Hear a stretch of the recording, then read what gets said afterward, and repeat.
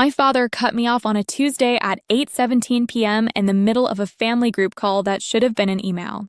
He said, very calmly, that I was no longer needed on any of the family property matters. He said my involvement had become difficult, overly formal, and bad for trust. My younger brother muttered that I made everything feel like an audit. My stepmother said I turned simple family help into paperwork. I let them finish before answering. Then I said, understood. That was the only word I gave them.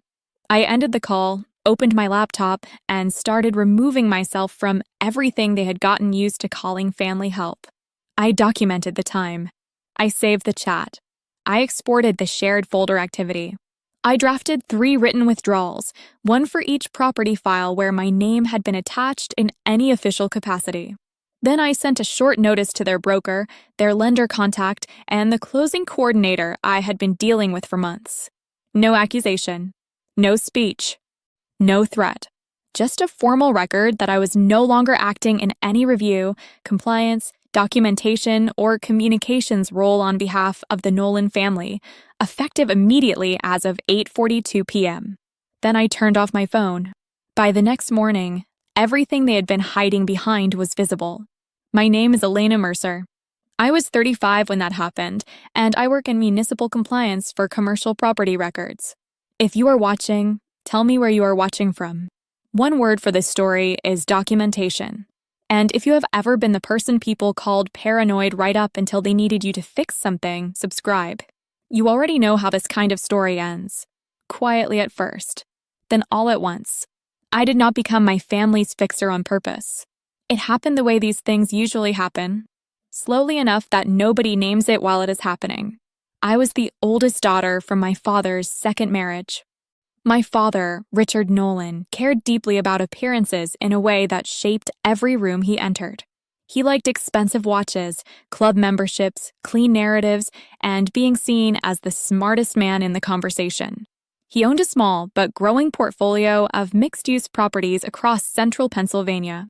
Not large enough to be a real empire, but large enough for him to talk about legacy at dinner. My brother Gavin was 6 years younger than I was and had the advantage of being exactly the kind of son my father understood. Loud enough to be mistaken for confidence. Friendly enough to pass for confident. He worked in sales for a home renovation company for 3 years, then briefly in mortgage lead generation, then consulting, which mostly meant lunch meetings and talking big. Family events somehow always included updates on Gavin's next move, Gavin's network, Gavin's instincts. My work, by contrast, was described as forms. That was the word they used. Forms. I have spent 12 years working in compliance and records review. A large part of my job is making sure documents say what people think they say, that signatures are valid, that disclosures are complete, that deadlines are met, that no one is making decisions based on a version of reality that only exists in conversation. It is not glamorous. It is detailed. It is the kind of work people dismiss until they are the ones facing penalties, delays, or a voided transaction. My father liked to joke about that. At dinner, he would wave a hand and say, "Alina is here to tell us all where to initial." People laughed. I usually smiled because correcting him would have created a scene, and at that point in my life, I still believed that belonging was something you earned by being useful and easy to have around. That was my mistake. The first time they pulled me into family business was in March of 2019. My father was refinancing a 3-unit property in Harrisburg and had already missed one lender document deadline because Gavin had told him he could manage the paperwork. Gavin had, in fact, done none of it. He had opened 2 emails, forwarded one, and then stopped answering calls from the title office because he said they were being pushy. My father called me at 6:11 a.m. on a Thursday. He did not ask how I was. He said, "I need you to look at something before 9. I was already dressed for work.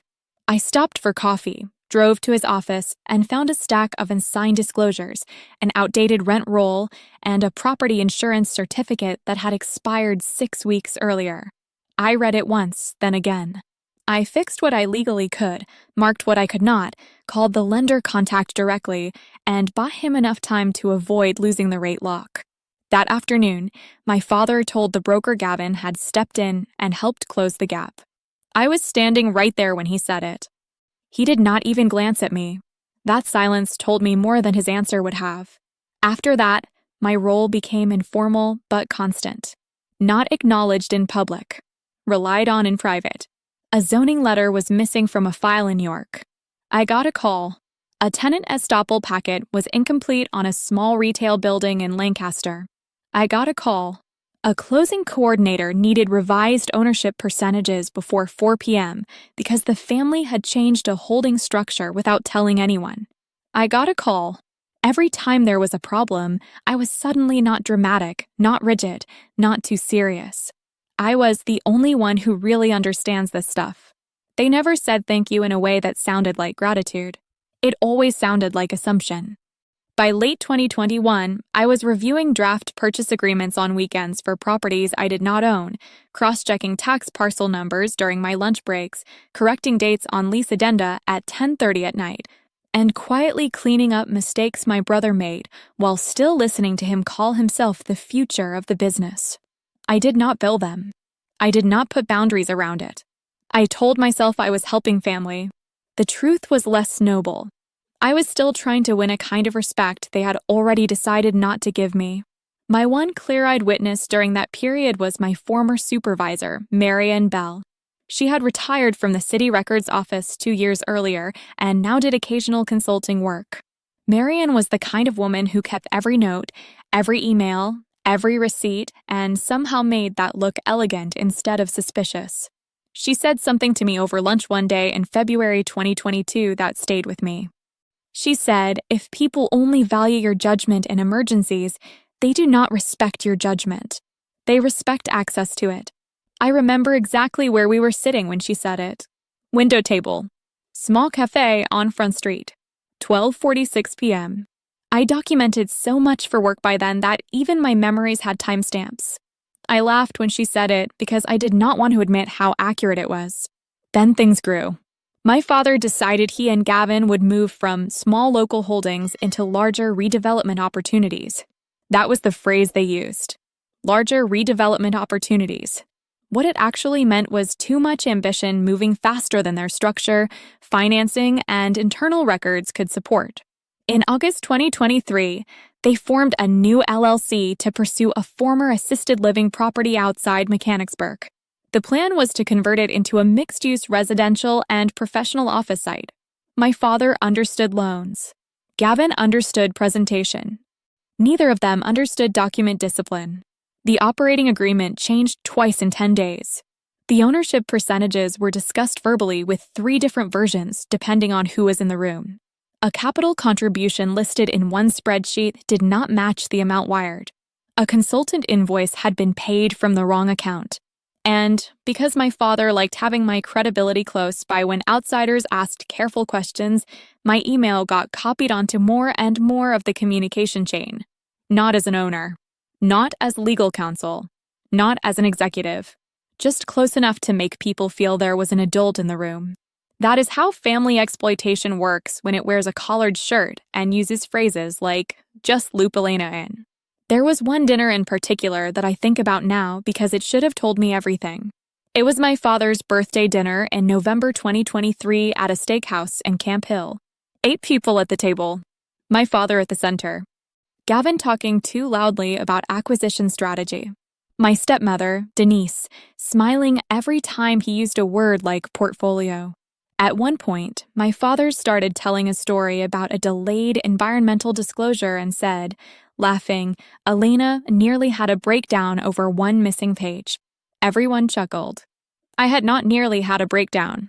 I had stayed up until 1:13 a.m. locating a missing attachment that would have delayed a submission and triggered extra review from the Lenders Council. It took me 3 calls and a manual archive search to find it. But in the family version, my work became a personality flaw. Their confusion became my overreaction. Later that same night at 10:06 p.m., my father texted me from the parking lot asking if I could review a draft indemnity clause before morning because you know how these people are. That was the pattern. Publicly, I was too much. Privately, I was essential. By the spring of 2024, I had created a private folder on my own computer labeled Nolan Reference. I told myself it was just to keep things straight because they sent partial versions of everything. Half-signed forms, old drafts, revised pages without revision marks, screenshots instead of PDFs, numbers typed into messages with no supporting document attached. Inside that folder, I kept copies of everything I touched. I was careful about what belonged to me, what belonged to them, and what I needed to retain simply to protect myself if my name was ever mentioned in relation to a file later. That choice mattered more than I knew at the time, because by then, I had started noticing something I could not ignore. Sometimes my name appeared in conversations before I had approved anything. Sometimes a broker or vendor would thank me for signing off when I had not signed off on anything. Sometimes a line like, "Alina already reviewed this," was being used to move a process along even when I had only flagged issues and asked for corrections. The first time I challenged Gavin directly, he rolled his eyes and called me paranoid. He said, "You always act like someone's forging your signature." I looked at him and said, "If my name is being used to create reliance, I need to know where." He laughed. That laugh came back to me on the night they cut me off. Because families like mine do not usually push out the fixer until the fixer becomes inconvenient. And I had become inconvenient. I had started asking for clean copies. I had started insisting that any document using my review comments be returned to me in final form. I had started writing things like, "I am not approving this. I am noting deficiencies." I had started creating a record. My father did not mind my competence as long as it stayed soft. He minded it the moment it became formal. The call I met Tuesday was supposed to put me back in my place. Remove the obstacle. Simplify the story. Gavin had assured him, I am sure, that they no longer needed me, that the project was moving, that the investors were comfortable, that everything was under control. So they cut me off. At 8:17 p.m., my father said they were taking a different approach. At 8:19 p.m., Gavin said they needed someone more solutions-oriented. At 8:21 p.m., Denise said family should not have to feel managed. At 8:42 p.m., my written withdrawal was sent. And at 9:03 p.m., the first reply came in from a third-party closing coordinator asking a very simple question. If I was no longer involved, who was now authorized to provide compliance confirmation on the pending file attached to my previous review notes? I read that email once, then again. Then I understood exactly how much of their structure had been resting on access to my name, and exactly how quickly it was going to fall. The first call came at 9:12 a.m. the next morning. It was not from my father or my brother. It was from a lender contact I had spoken with twice before. Her name was Karen Liu. She worked in underwriting for a regional bank that had been reviewing the Mechanicsburg redevelopment file. Her tone was careful.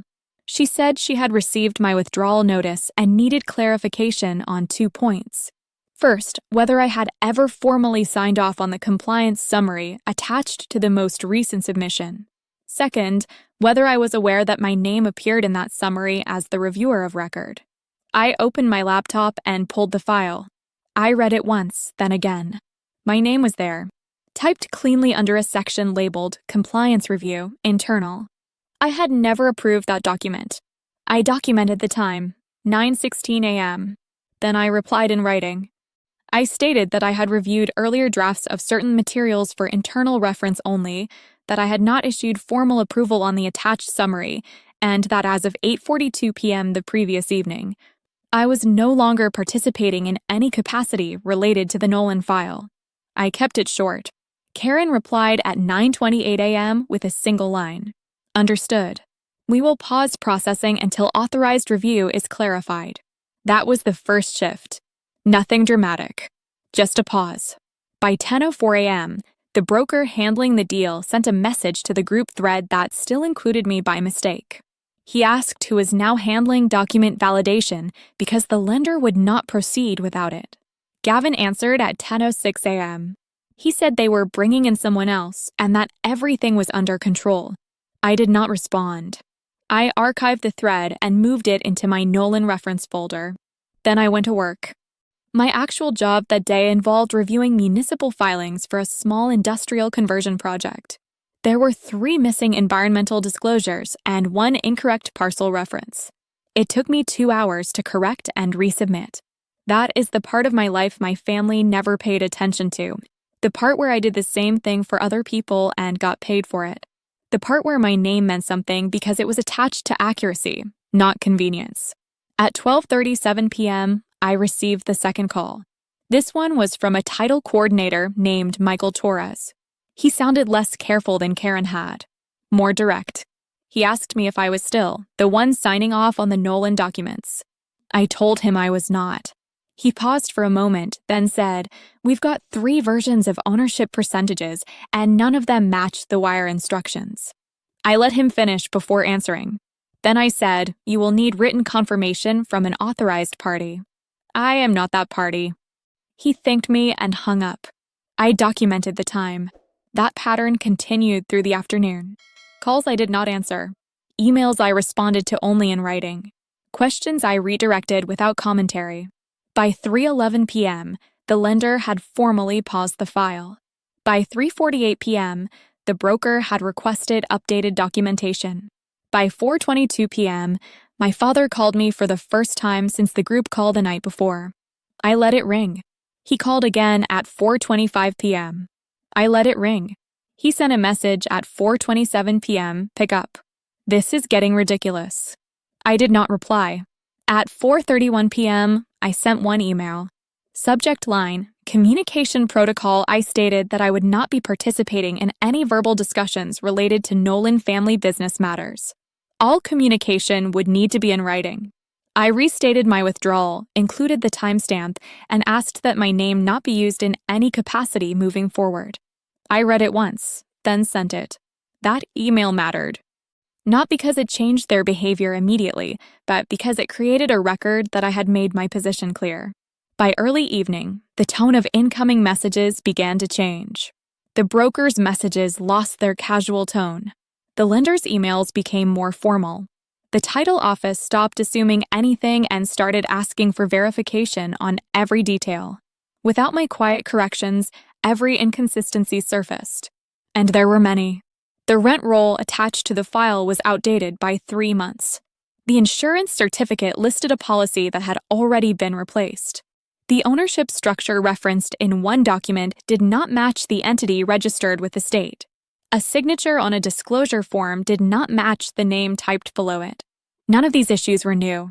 They had always been there. I had just been the one smoothing them over before anyone else saw them. At 7:02 p.m., Gavin sent me a message. "This is exactly what I was talking about. You're making everything harder than it needs to be." I read it once, then again. Then I did not respond. At 7:18 p.m., my stepmother sent a message. "Your father is under a lot of stress. You don't need to prove a point right now." I documented the time. I did not respond. At 7:44 p.m., my father sent an email. He addressed it formally. "Elena, we need you to step back and temporarily until this closes. After that, we can revisit boundaries. This is not the time to withdraw support." Dad, I let it sit in my inbox for 12 minutes. Then I replied. I restated my withdrawal. I referenced my previous notice. I stated that I would not be re-engaging in any temporary or informal capacity. I kept my tone neutral. No emotion. No explanation. Just clarity. That was the moment the situation shifted from irritation to something closer to concern. Because what they had relied on was not just my knowledge. It was my willingness to bend. And that had stopped. Over the next 2 days, the file did not move. Not because anyone refused to work on it, but because no one could confirm anything with confidence. Every third party involved began asking the same question in different forms. Who is responsible for validating this? Gavin attempted to answer. He forwarded emails. He sent partial documents. He used phrases like, "We're finalizing," and "This has been reviewed internally." But without my name attached in a way that held up under scrutiny, those answers were not enough. On Friday at 10:13 a.m., Karen sent a formal notice. Processing was suspended pending verified compliance review and corrected documentation. I read it once, then again. Then I saved it. At 11:02 a.m., my father called again. This time I answered. I let him speak first. He said they were losing time. He said the lender was being unreasonable. He said I was making this personal. I let him finish. Then I said, "You removed me from the file." He was quiet for a moment. Then he said, "We didn't remove you. We just said we needed a different approach." I documented the time in my head, 11:05 a.m. Then I said, "My withdrawal is already on record." He asked what it would take for me to fix this. I said, "I am not fixing it." There was a long pause. Then he said something I had heard in different forms my entire life. "You're overcomplicating things." I did not respond to that. I ended the call. That silence told him more than anything else I could have said. Because for the first time, the system they had built without structure, without consistency, without respect for the process that actually holds deals together, was being forced to stand on its own. And it could not. By Friday afternoon, the lender's legal team had requested a full document reconciliation. Not a patch, not a quick fix. A complete, consistent, verifiable set of records. That is what I had been providing quietly for years. Now they had to do it themselves. At 3:36 p.m., Gavin sent one more message. "Just tell them what they need to hear so we can close this." I read it once, then again. Then I archived it. Because what they needed was not something to hear. It was something to prove. And without me, they had nothing to prove it with. By Monday morning, the calls were no longer spaced out. They came in clusters. 8:09 a.m., my brother called twice. 8:12 a.m., the broker emailed asking for any prior finalized versions I might still have. 8:17 a.m. My father sent a message that simply said, "We need to talk today." I did not answer the calls. I replied to the broker in writing at 8:26 a.m. I stated that I was no longer maintaining or distributing any null in family documentation and that any requests should be directed to the current authorized party. I attached my original withdrawal notice again with the timestamp.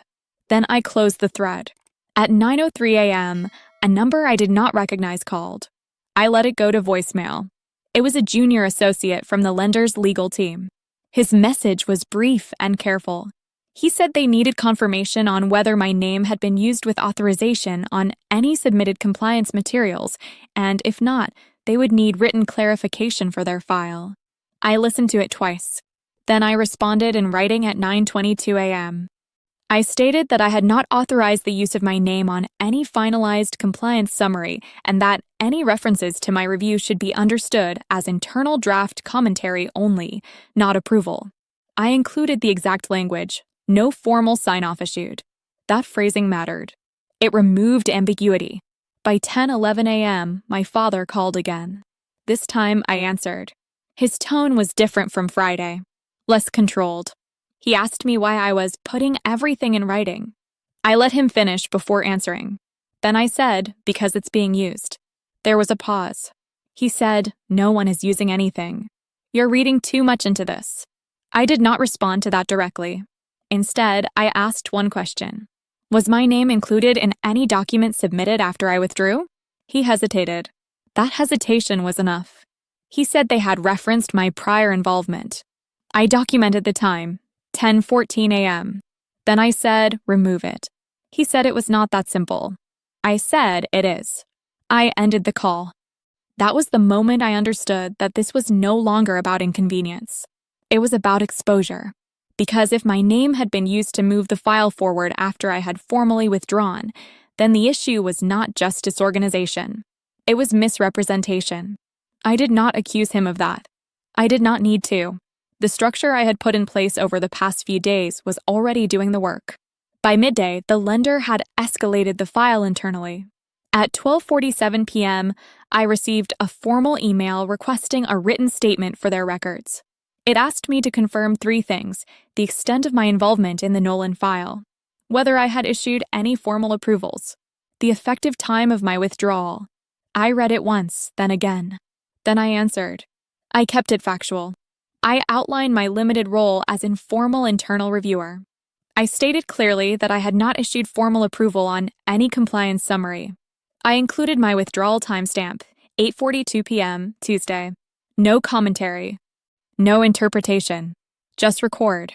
I sent it at 1:06 p.m. At 1:32 p.m., the broker called. I did not answer. He left a voicemail that was less composed than his earlier messages. He said the deal was at risk. He said everyone needed to get aligned. He said my withdrawal had created a gap. I listened to it once. Then I archived it. At 2:18 p.m., Gavin sent a longer message. This is getting out of hand. You know how these processes work. Everyone references prior reviews. That doesn't mean anything. You're turning normal workflow into a legal issue. I read it twice. Then I responded with one line. My name is not a placeholder. I sent it at 2:26 p.m. He did not reply. That afternoon, I took one more step. At 3:04 p.m., I sent a second formal notice. This one was shorter than the first. I addressed it to the broker, the lender contact, and the title coordinator. I stated that any continued use of my name in relation to compliance review would be inaccurate and should be corrected immediately in all active documentation. I did not use strong language. I did not threaten action. I simply made the record clearer. Then I saved a copy in my folder. By 4:12 p.m., the lender had flagged the file for internal review. That was the phrase they used. Internal review. It sounds quiet. It is not. It means the process has stopped being routine. It means people are now accountable for what they put in writing. It means timelines no longer matter as much as accuracy. And it means every assumption will be checked. At 5:01 p.m., my stepmother called. I answered. She did not speak immediately. Then she said, "We didn't think it would go this far."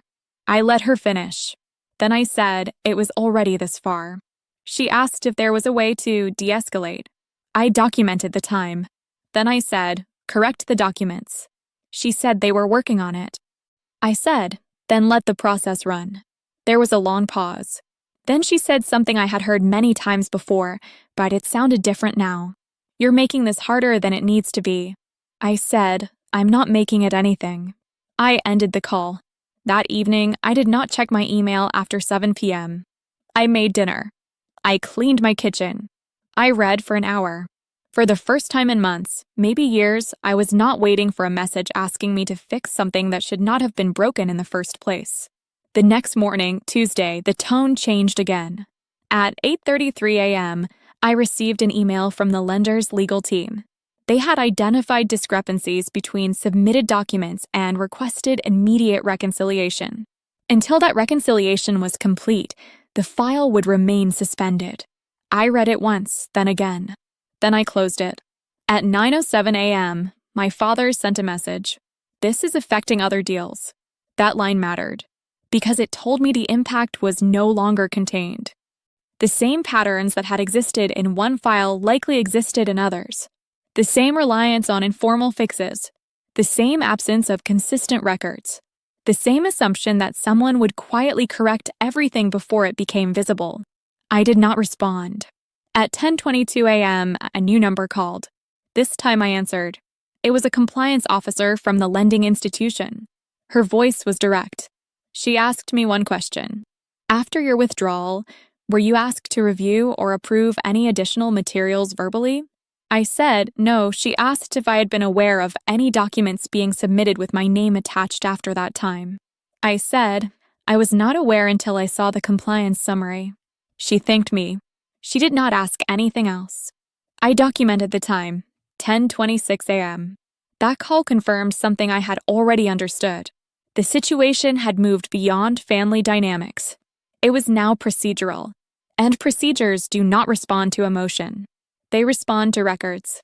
By early afternoon, the calls from my family slowed, not because things were improving, but because they were no longer sure what to say.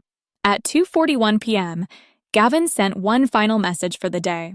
"We just need you to confirm that you reviewed earlier versions so they can move forward." I read it once. Then I closed it, because I had already confirmed what was true, and nothing else.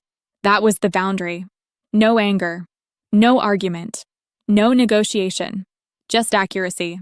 And without that, nothing they were trying to build could stand. By Wednesday, the calls were no longer about fixing anything. They were about containing it. At 8:14 a.m., the broker sent a message marked urgent. He asked for a status update on corrected documents and requested confirmation of authorized sign-off before resubmission. At 8:21 a.m., my father replied in the group thread, saying they were finalizing internally and would revert shortly. At 8:27 a.m., the lender's compliance team responded with one sentence. Please identify the individual responsible for certification. No one answered that question for 42 minutes. I watched the thread without opening it fully. I had already removed myself. I was only observing what had previously been invisible. At 9:09 a.m., Gavin typed a response. He listed himself. That was new. He had never put his name forward that way before. At 9:16 a.m., the lender asked for documentation supporting his authority to certify. There was no immediate reply. That silence told me more than anything else. Because authority, in that context, is not a title. It is a record. By 10:02 a.m., the broker called me again. I did not answer. He left a voicemail that sounded different from the earlier ones. Less frustrated, more cautious.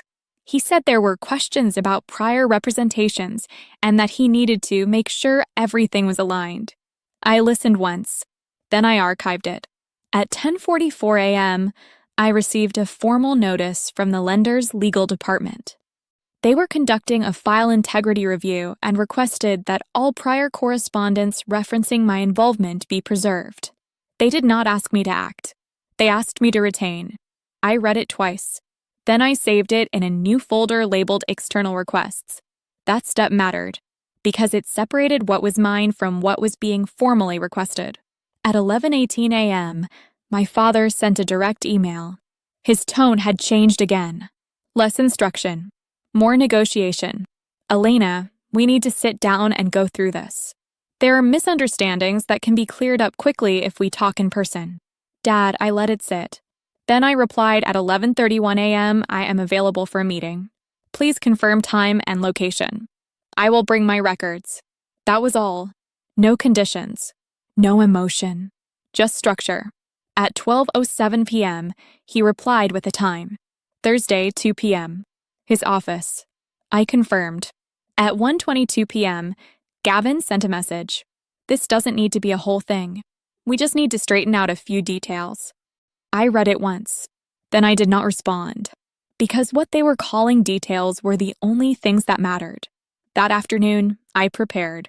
I printed every document that had my name attached in any form. Drafts, emails, marked up PDFs, the compliance summary, my withdrawal notices, my follow-up clarifications. I organized them chronologically. I labeled each section with the date and the exact language used. I included timestamps. 8:42 p.m., withdrawal issued. 9:22 a.m., no formal sign-off confirmed. 2:26 p.m., name is not a placeholder. 3:04 p.m., correction notice sent. I read each page once, then again. Not to memorize it. To confirm it.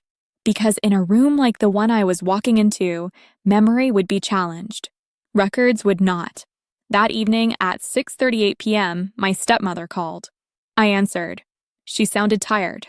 She said they did not realize how much I had been handling. I let her finish. Then I said it was always visible. There was a pause. She said, "We thought you liked doing it." I documented the time. Then I said, liking something and being responsible for it are different. She did not respond to that. She asked if I was going to make this difficult tomorrow. I said, I am going to be clear. We ended the call. That night, I slept. Not deeply, but enough. Because there was nothing left to prepare. Everything that needed to be said was already on paper. Thursday, 2 p.m. I arrived at 1:53. I documented the time. My father's office looked the same as it always had. Clean desk. Framed certificates. A photograph of him and Gavin at a ribbon-cutting event. Gavin was already there. He did not stand when I walked in. My father did. He gestured toward the chair across from his desk. I sat. I placed my folder on the table. I did not open it yet. My father started speaking immediately. He said the situation had been misinterpreted. He said the lender was overreacting. He said my withdrawal had created confusion that could have been avoided with better communication. I let him finish. Then I opened the folder. I took out the first document, the compliance summary. I placed it on the table and turned it toward him. My name appears here. I said it without emphasis. He glanced at it. He said they had referenced my earlier review. I slid the next page forward. My written statement. No formal sign-off issued. I did not raise my voice. I did not explain. I let the document speak. Gavin shifted in his chair. He said this was how these processes worked. He said everyone referenced prior input. I placed the next document on the table. My withdrawal notice. Timestamped. 8:42 p.m. I withdrew before this was submitted. That silence was longer. My father leaned back slightly. He said they had not intended to misrepresent anything. I did not respond to intent. I placed another page on the table. The correction notice. My name is not to be used moving forward. I let that sit. Gavin said they had been under pressure. I said, so is the lender. He did not answer that. My father asked what I wanted. That question came out differently than the others. Less controlled. More direct.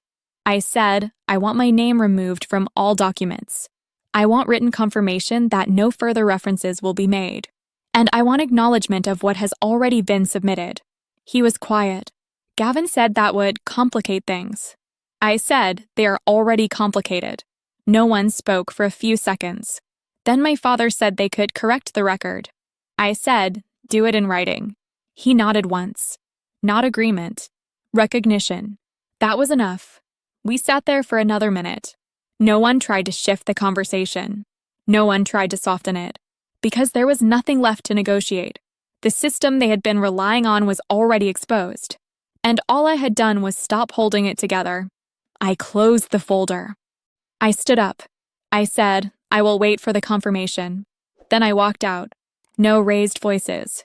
No final statement. Just a record placed on a table and left behind. By the time I reached my car, I checked the time. 2:41 p.m. I documented it, because from that point forward, whatever happened next would no longer involve me. And that was the only position I had not been allowed to hold before. The confirmation came the next morning at 9:08 a.m. It was an email from my father. Short. Formal.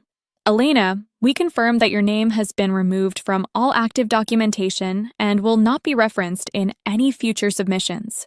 Corrections are being issued where applicable. Richard Nolan, I read it once, then again. Then I saved it.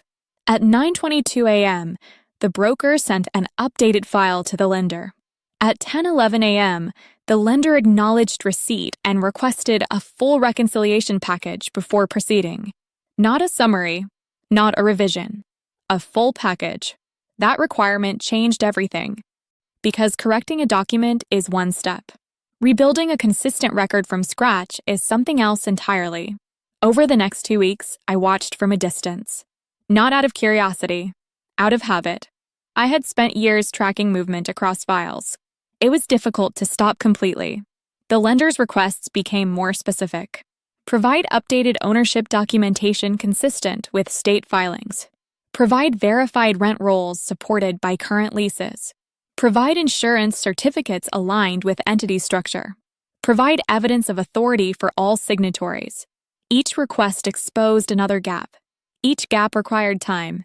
And time was something they did not have. The rate lock expired first. That added cost. Then the seller's deadline passed. That added pressure. Then the lender reclassified the file from active to conditional review. That added scrutiny. None of this happened suddenly. It happened in sequence. Quietly. Exactly the way systems fail when they are not built on consistent records. By the end of the month, the deal was no longer viable under the original terms. The seller moved on. My father framed it as timing. Gavin called it a setback. No one used the word collapse. But that is what it was. Not dramatic. Not loud. Just a structure that could not hold once the support it depended on was removed. The impact did not stop there.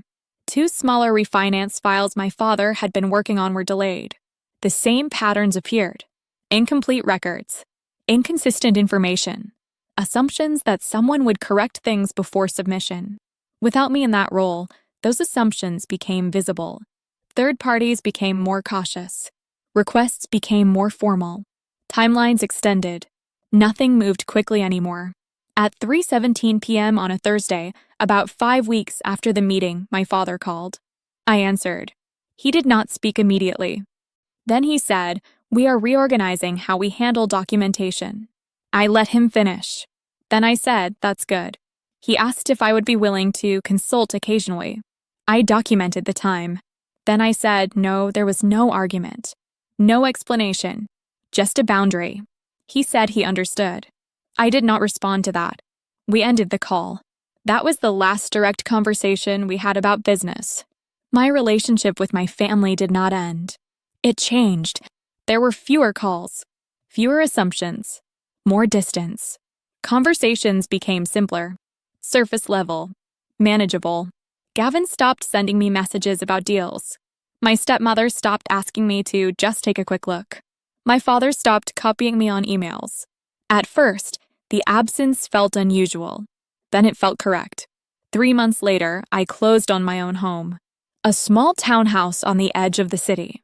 Nothing large. Nothing designed to impress anyone. But every document attached to it was mine. Every number was verified.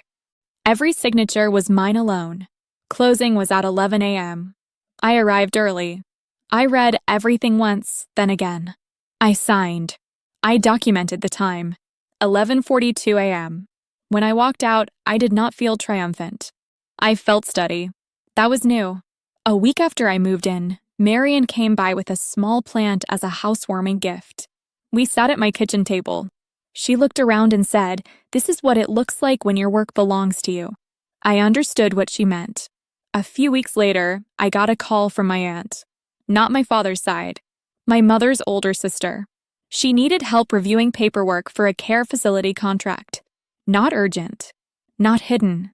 She asked if I had time and what I would charge. I told her my rate. She agreed. I reviewed the documents. I marked corrections. I sent them back with notes. She thanked me, not as an assumption, as recognition. That difference mattered more than I expected. I did not re-enter my family's system. I did not offer to help. I did not correct anything I was not asked to correct under clear terms. Their work continued. Slower, more cautious, more exposed. Not because I did anything to them, but because I stopped doing something for them. That is the part people misunderstand. There was no plan, no strategy to bring anything down. There was only a decision to stop holding something up that was never built correctly in the first place. If there is one thing I learned from all of this, it is this. Being useful is not the same as being valued. And if your value only exists in the moments when something is breaking, then you are not part of the system. You are the patch. Patches are expected to disappear once the problem is solved, unless they choose not to. If you have ever been in that position, where your work is dismissed until it is needed, where your name is used without your consent, where your boundaries are treated as obstacles, I would be interested to know. Not the whole story, just one word. What did they call your work before they needed it?